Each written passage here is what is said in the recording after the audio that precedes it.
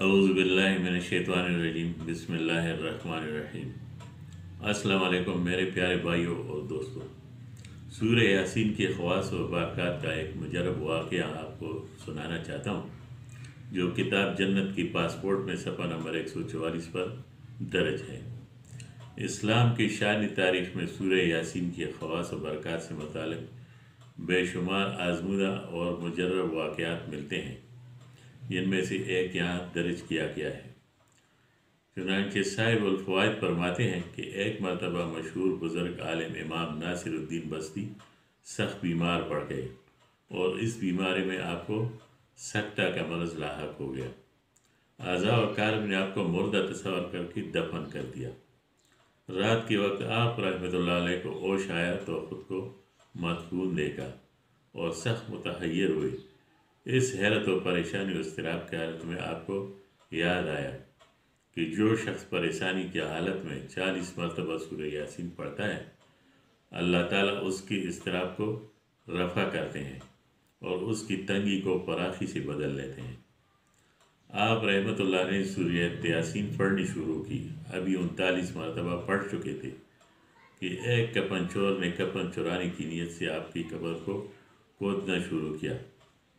آپ رحمۃ اللہ علیہ نے اپنی فراست سے معلوم کر لیا کہ یہ کوئی کفن چور معلوم ہوتا ہے، اس لیے 40ویں مرتبہ آپ نے بہت دھیمی آواز سے اس طرح سورہ یاسین پڑھنا شروع کی کہ کوئی دوسرا شخص سن نہ لے۔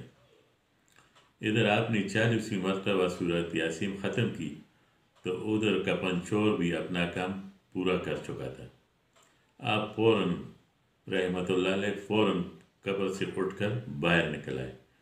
کفن چور نے اس طرح اچانک غیر فکری طور پر جب آپ رحمۃ اللہ علیہ کو قبر سے باہر نکلتے دیکھا تو مارے ہیبت کے اس کا دل پھٹ گیا اور وہ وہیں پہ جان بحق ہو گیا۔ امام ناصر الدین کو خیال ہوا کہ اگر میں اس طرح فوراً شہر چلا گیا تو لوگوں کو سخت حیرت و پریشانی اور ہیبت لاحق ہوگی، اس لیے آپ نے ارادہ کیا کہ رات کو ہی شہر میں جانا چاہیے۔ چنانچہ رات کے وقت آپ شہر میں داخل ہو گئے اور ہر محلے کے دروازے کے آگے جا کر پکارتے ہیں کہ میں ناصر الدین بستی ہوں، تم لوگوں نے مجھے سکتہ کی حالت میں دیکھ کر غلطی سے مردہ تصور کیا اور دفن کر دیا تھا۔ میں مردہ نہیں ہوں بلکہ زندہ ہوں۔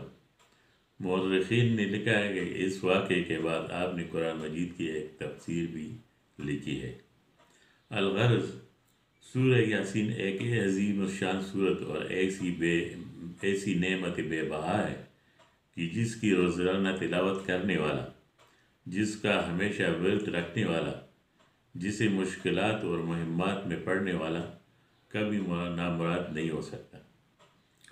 دنیا کی کوئی بھی پریشانی ہو، مصیبت ہو، دکھ ہو، بیماری ہو، بھوک ہو اور افلاس نے ڈیرے ڈال رکھے ہوں، مصائب زمانہ نے گھیر لیا ہو، زمین اپنی کشادگی کے بغیر تنگ ہوتی نظر آتی ہو تو حاسدین اور معاندین نے جینا دوبر کر دیا ہو، دشمنوں اور ظالموں نے اپنے نرغے میں لے لیا ہو، تو ان سب مہمات اور حالات میں سورۃ یاسین کا بکثرت ورد کرنا اکثر کا درجہ رکھتے ہیں اور اس کا ہمیشہ پڑھتے رہنا زہر حلاحل میں بھی تریاق کا کام ہوتا ہے۔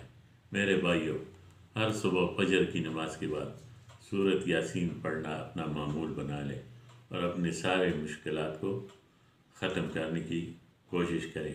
اللہ تعالیٰ ہم سب کا مددگار اور حامی اور ناصر ہو۔ صدق اللہ العظیم۔